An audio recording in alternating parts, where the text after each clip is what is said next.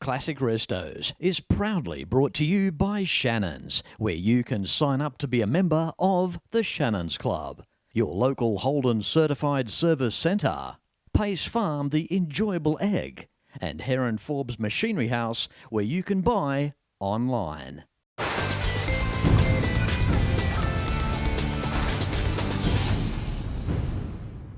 G'day, I'm Fletch and welcome as I bring you to Revesby in New South Wales. You are about to see the next up-and-coming location for the New South Wales Historic Police Museum, an exclusive to this week's Classic Restos.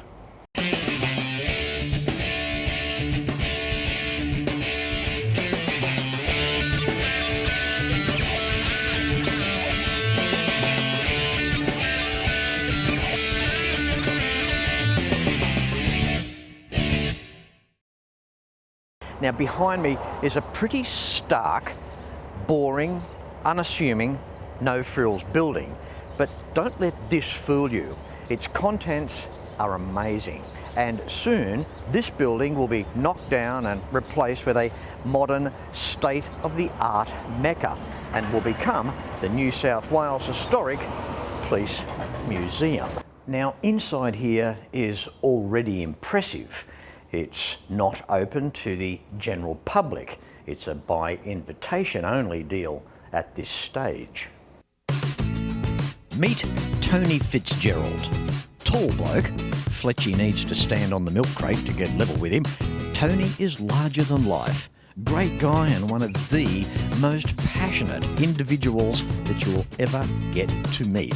Tony is respected by New South Wales Police and is a passionate collector and historian of the New South Wales Police Force. He began his career in the early 1980s as an apprentice panel beater at the Government Motor Garage, where he repaired New South Wales police vehicles.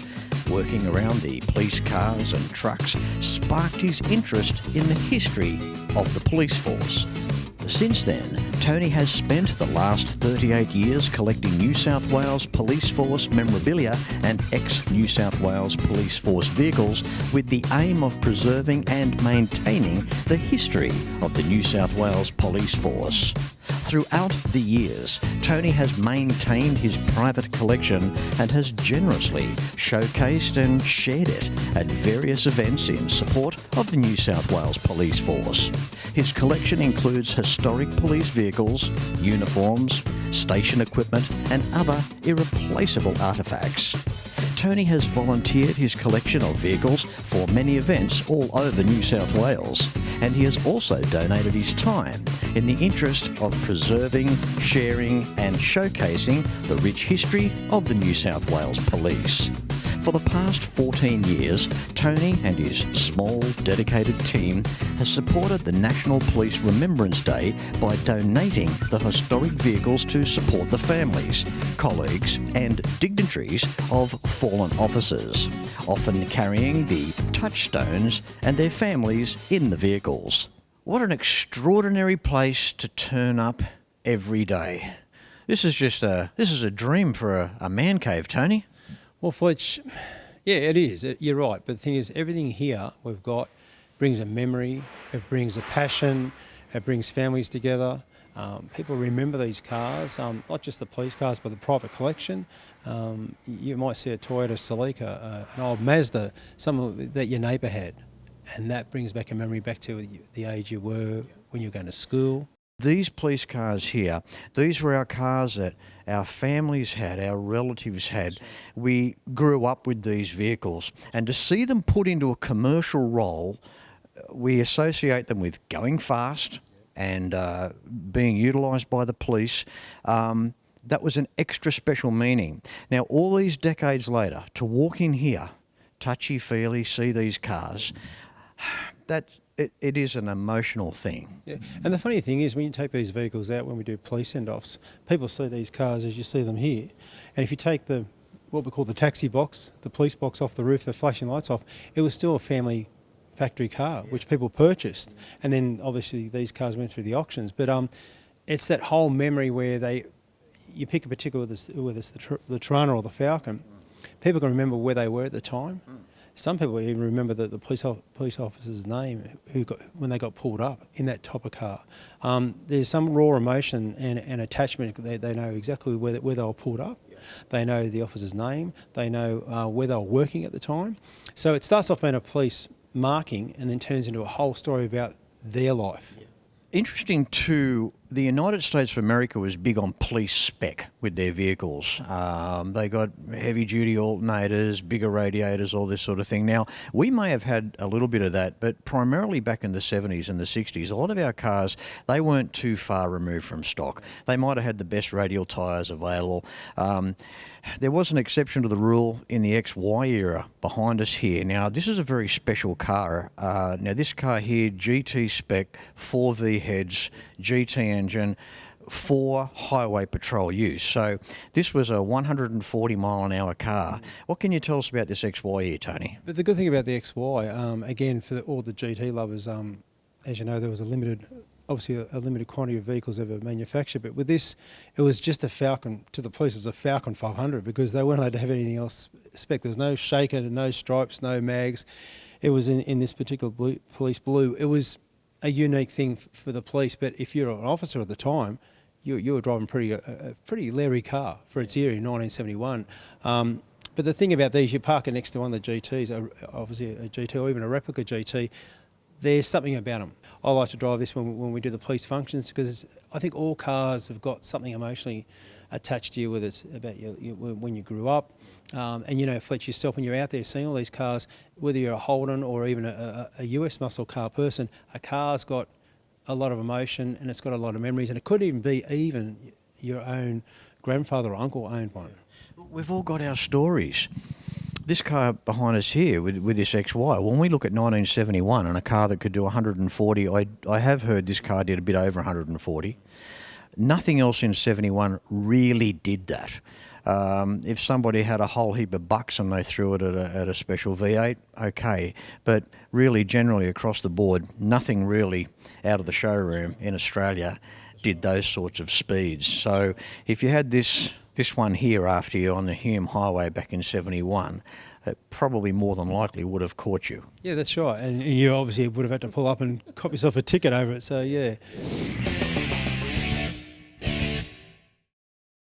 Like Dad, I've always been a Ford man. The Falcon Squire wagon was unloved in 1964, but turns heads today. The Americans call them Woodies, but the panelling, it's just fiberglass and plastic.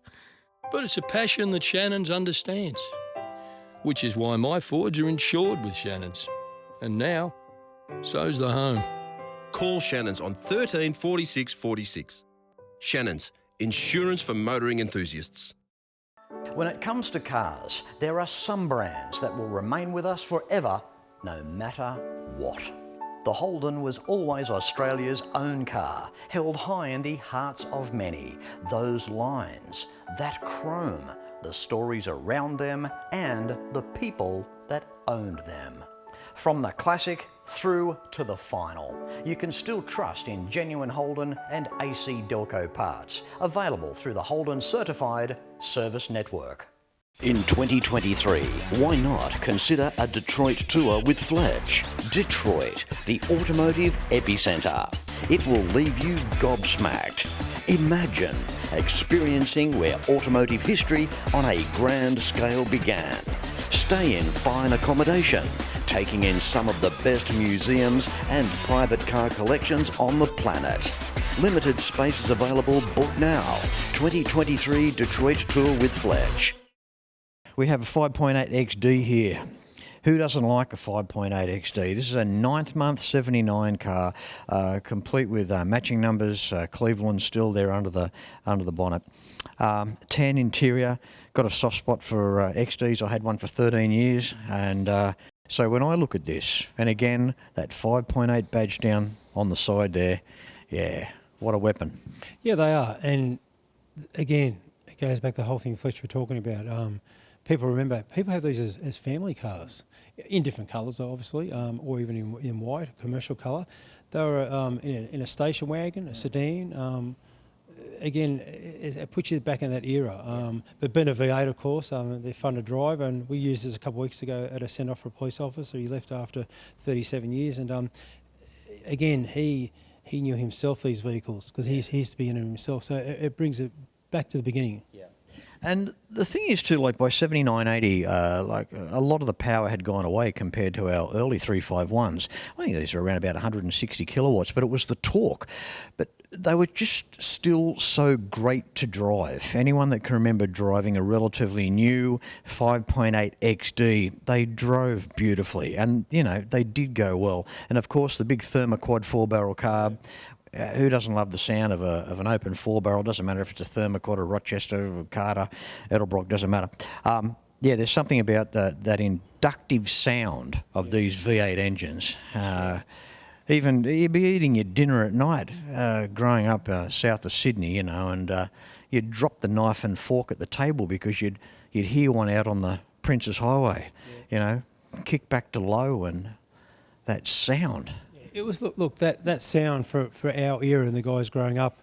You could have even been a mechanic at Dominelli when the police brought the cars in. The traditional thing, as the cops know, the air cleaners were turned upside down, and the induction, the warp, you'd hear it. Get that air in. Get the air in, and you'd hear it. An engine is essentially an air pump. That's right. The quicker you get the air in and get it out, the more power you made. That's right. And so, when you were young, if you heard a couple of them coming, you knew it was the police.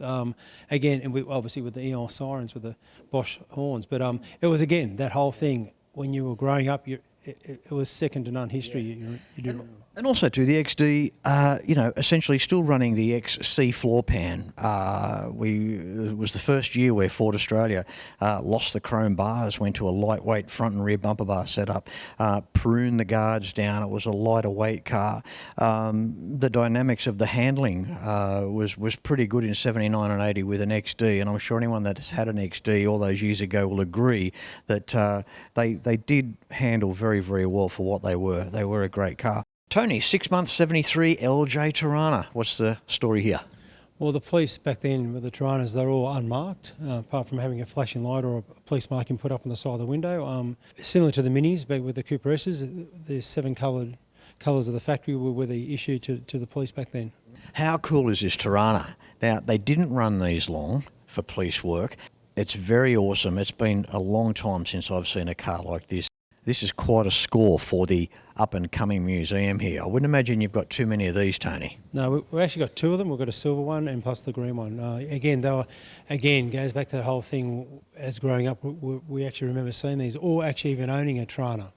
It was, it was a bit of a nostalgia in its time. It was back in a time too when the police used to drive manuals, 4-speed manual car. We've got triple carbs up under the bonnet as well. These things used to fly. What a howler of a car they were. These 202s in this smaller, lighter body. It looks tough. I love the colour of this car. Helical whip out the top of the centre of the roof. It's just, it's got its own look, hasn't it? Yeah, it definitely has. And in its time, again, being an unmarked car, the police obviously enjoy operating unmarked cars back then. So it was a little bit unfair for the Hoon. But sometimes they'd even come up against one of their own, you know. And similar too, like with our XY there, with the GT Spec engine, or we're talking, well, we've got an XU1 here. Yeah, that's right. That's correct. That's right. So, again, in the era, they were keeping up with the game. The interior's great. Have a go at the interior. Those bucket seats still in great order. I love the colour of the tan in there, the back seat as well. It's just a real nice looking car.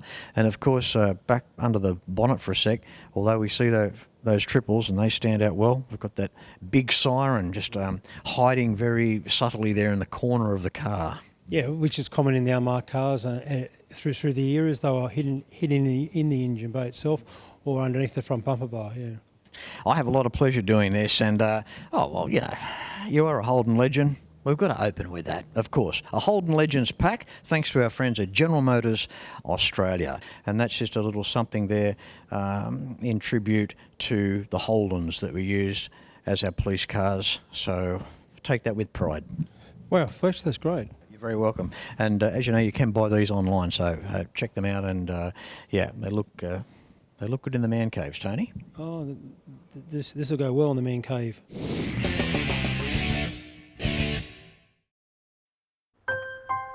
spend a lot of time out here. The RT Charger's the real deal. An E49. Remember A-Charger? I've always got projects on the go, so Shannon's laid-up cover helps protect my restorations. I'm Mopar through and through. It's a passion Shannon's understands. I wouldn't insure my cars and bikes with anyone else. Shannons, insurance for motoring enthusiasts. Call 13 46 46 for a quote. They may not be making the classic Holden anymore, but the legacy lives on. You can still have a Holden certified service using genuine Holden and AC Delco quality parts at over 180 centres across Australia. Go to holden.com.au to find your nearest centre. Book your Holden in, maintain the pride. And of course, if you own a classic or two, make sure they are insured with Shannons. Why not pick up the phone and give Shannons a call for a quote and a chat on 134646. And keep in mind too that the Shannons Club awaits you as Australia's largest automotive online hub. For more information, visit shannons.com.au. Now Tony, it's not just police cars. We've got our police cars over there, our ex-police cars. We've got, how many hoists are we looking at here? In this building we've got about 55 to 60 hoists. And I have to give Lift King a bit of a plug too. They're all Lift King hoists. Yeah, most of them are, yeah, that's correct, yeah. He does a good job, Rowan, doesn't he? Yeah, Rowan's good. He's old school, takes his time. I think he deserves a little bit of recognition. I've never seen so many hoists in one spot. So what are these cars about? Why are they here? Who do they belong to? Right, well, apart from myself, I've got my two business partners who've been collecting cars for about 25 to 30 years. And the good thing about this collection, it's a wide range. It's not just based on Holden and Ford. I think it's really nice too that police officers that are going through a hard time, they've got a passion with a certain type of vehicle, that you go and pick them up or take the car around to their house or bring them here and walk around the cars for therapy. Yeah, that's right. And the thing is, what we've sort of experienced by, not purposely, they've come on board where we've gone around and picked them up in a car which they can relate to, which is a talking point. It's just a start to recognise and compliment them. When you're complimenting someone who's going through a bit of a hard times or doing it tough, the best way to do is come on board with an old school memory, something they can relate to. I think this is probably one of the most unique things that's ever been filmed in the history of classic restos. Somebody like yourself that has shown so much initiative and forward thinking to help police officers. I just think it's a remarkable thing, but to help them in a way through classic vehicles. Where do the cars come from? Who do they belong to? Well, there's two business partners and myself, and we just got about 330 cars in total in two different locations. We can't fit them here, but in the new complex, we'll be lucky enough to have the underground where we can have the total collection underground in the one location. And there are a lot more police vehicles that yet to be revealed? Yeah. In the group, we've got approximately 56 police vehicles and 24 bikes. But there's about 12 to 15 members who've got the balance of the cars, but they're all come under us. But again, they're all privately owned by themselves. What you've got here is a therapy centre, and in the new building, it's going to be even, more magnificent. It's going to be a state-of-the-art facility, more vehicles. This is a toe in the water here, a toe in the water on today's show. Just a few of the police vehicles. We can't even interview everyone that we've got here, but there's some fantastic things to come. I think it's wonderful what you've got in mind, getting back to helping the police personnel. I think that's a wonderful thing, Tony. We have a lovely CL Charger here, 5.2 litre, 318 V8. Oh, look at this, original as. We've got the radar unit set up there on timber sticks, Tony. That's right, Fletch. It was obviously they used the old observation tripod they used, which they actually got off the council at the time. What surveyors would have used, Yeah, that's correct. Yeah, and that was set up for stationary radar. Yeah. This is wonderful in here. A little bit of a tribute round the wall. Got the photos there back in the day of driver training. Driver training, when you speak to the old school guys, obviously up at St Ives, that was the puncher there course once I was certified. And the memories and the great stories they tell you with the great instructors up there, the type of vehicles they were using, the memories and having fun up there, trained to be a highway patrol and to be certified. This car here snuck through, came out the other side. This CL here, look at it, all original, got its original interior, the police certified speedo there, the 120 mile an hour speedo sitting up there on the dash. Wow, it's fantastic. Yeah, and again, these cars, we took them to Bathurst last year, and the same thing. You take this all off and it's a Charger. It's the thing that you and I grew up with, a TV ad like this. They're just another Australian-made car. Yeah, the launch of the V8 Charger, 1972. That's right. The Hay Charger, the black and white TV ads. You can Google them on YouTube as well. They're still there. They're just, it's great to reminisce. And it was also an era where, well, frankly, advertising worked selling cars. It wasn't about how many USB ports the thing had and put the dog in the back. It was advertising that used to let you know about the car, how much power they had, what engine it had, all the features of the vehicle. Bike enthusiasts, you haven't been forgotten either. It's also a tribute to our police personnel that used to ride the bikes. Yeah, Fletch, that's right. Just in here we've got two of the old nostalgias. Obviously a Triumph bike, which is also used as a bridge bike on the bridges, and behind us we've got a Kawasaki Z1000. The TV show with Paul Cronin, it just followed after Matlock Police. Yeah. What was he riding? He was riding was it a Honda? Yeah, it was a Honda. Yeah, it was very famous. Yeah. But the thing about, you remember the Highway Patrol, when they were certified, they were cyclists. That was a big part of the Highway Patrol. They were out on their bikes during the day and up till dinner, and they go two up in a car. Then after that, they'd ride a bike home. But they were the power too. From memory, in the 80s and 90s, we especially in the 80s, we had up to about 350 bikes in the fleet for New South Wales. It was an impact because wherever there was a bike, a highway bike, and also a car around, they were everywhere. I think it's nice too what you've done here in the back there. You've got little Perspex cover over the gloves, the official booklet as well, and it's just set out nice. Look, it's just, again, it's giving a bit of respect back to them because they were the forefront of the police. You saw them every day on the road. They're obviously there to help you and assist with accidents. It wasn't about just booking people. You knew back then if you're a bit of a hoon, and they'd pull you up and they'd come to the window, you get out your paper licence, they'd see where you live and go, you reckon you can make it home? And you go, yeah, all right, see you later, mate. Have a nice night. I'm sorry to bother you. I was just wondering how long you've been on the job.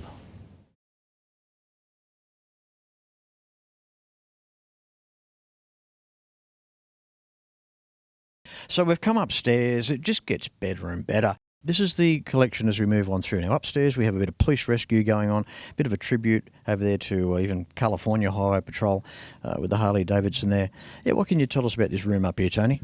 Well, Fletch, originally it's our meeting area or for the office, but in the background you'll see there's a lot of memorabilia which we haven't put away and we have it on display for when people are coming in. Behind here we've got the traditional front counter of a police station and how it used to look, the rest of it is obviously part of the collection, and also in the storage room where we've got a lot of the old uniforms. The books behind us as well, Tony, the charge books dating back to 1961, they're interesting. Yeah, and we've got a lot of others put away, obviously for display for the museum in the future, but all the aspects of the station and the equipment police can relate to, and a lot of it's now out of system because it's all computerised, so a lot of it has changed. Of course, police rescue over the years too, an integral part of operations. Yeah, look, I think there's three sections in the police. You've got police rescue because of the TV show, police air wing have always been heroes, and the mounted police. Those three areas have always been a highlight for the police, even for children. But these are some of the aspects which will be also showcased in the museum. Behind the two doors over there, the shirts and police jackets. That's amazing. It's the largest collection I've ever seen. Yeah, we've got just over 900 different uniforms dated back from going back as far as about 1876, and it's male, female section of all policing and all sections of the police. Some rare bikes over there too, rotaries. Yeah, they're part of my business partner's collection. He's obviously into the rotaries and the Mazdas, so he's got a Norton bike, Suzuki water-cooled, and a couple of the original rotary bikes from back in the mid-80s. It's a very diverse collection, isn't it? It is, and that's what sort of makes it a bit more important. Instead of being driven by a brand name, it's a bit of everything, so there's a bit of flavour for everyone. Today has been an absolute pleasure. Thank you very much for your time and showing us around here and getting this episode together, mate. It's been an absolute pleasure. Thank you. Thanks, Fletch. Until next week, no matter where you're watching Classic Restos from, please ride and drive safe. I'm Fletch. Thanks for watching.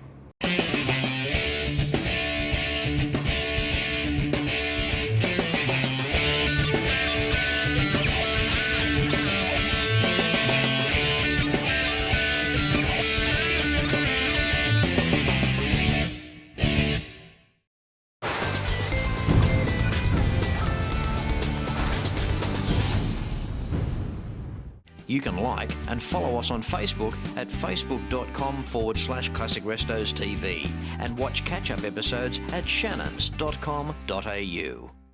Classic Restos is proudly brought to you by Shannons, where you can sign up to be a member of the Shannons Club, your local Holden certified service centre, Pace Farm the enjoyable egg, and Heron Forbes Machinery House, where you can buy online.